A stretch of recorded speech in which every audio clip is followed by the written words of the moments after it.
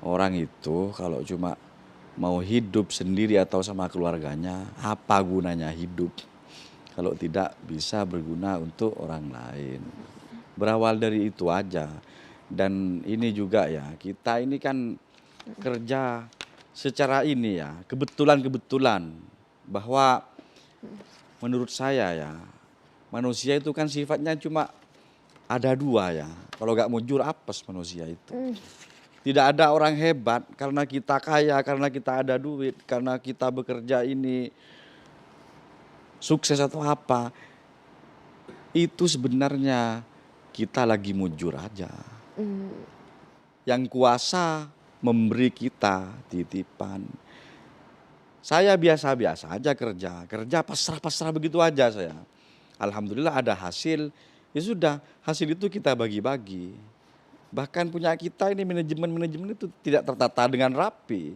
Kembali lagi ya ke Pak Haji, tadi sudah bicara soal kepedulian sosial, sekarang kita akan kembali ke tema Bawang Mas Center. Nah ini Pak Haji bagaimana sih, seperti apa strategi yang dilakukan dari PT Bawang Mas Center ini, khususnya di bidang-bidang sosial, pemberdayaan masyarakat yang saat ini kita lihat sudah berjalan dengan sangat baik ya? Ya mengalir begitu aja ya. Mudah-mudahan saya tetap mujur, apa yang saya kerjakan tetap berjalan.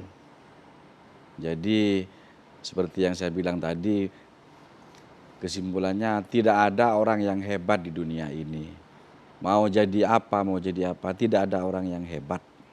Yang ada mujur atau apes. Mudah-mudahan saya mujur terus. Jadi saya bisa Amin. melakukan itu seterusnya, bahkan ketika saya tidak ada, itu juga akan terus berjalan.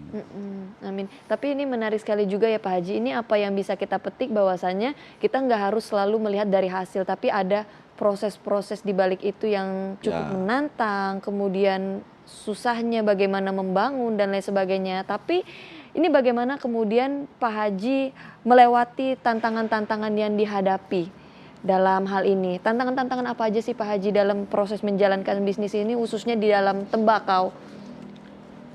tantangannya ya banyak, seperti diremehkan, wah tidak akan berhasil, ya seperti itu.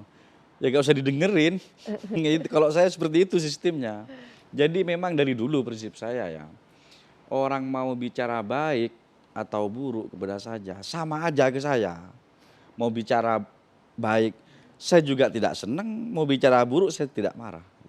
Itu aja prinsip saya. Sampai sekarang pun saya seperti itu, saya tidak peduli.